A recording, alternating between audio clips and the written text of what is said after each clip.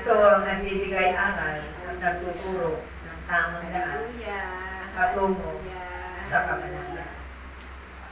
Aking mga anak, ako man na inyong mahal ay Nabel Maria. Maraming naranasang hirap at sakit. Kung kaya't kayo man bilang mga ina ng bagong Jerusalem, kung yan man ay paitulutan ng Diyos sa inyong mga buhay paglilingkod, ito'y inyong pasalamatan. Ipanalangin at ialay sa kanyang kaharian upang kayo ay magtagumpay. Sama-sama kayong manalangin ng aking banal na Santo Rosario. Maliban sa inyong tahanan, ito'y idinaralitan natin. Dito, higit sa lahat, sa banal na tahanan ng Ama.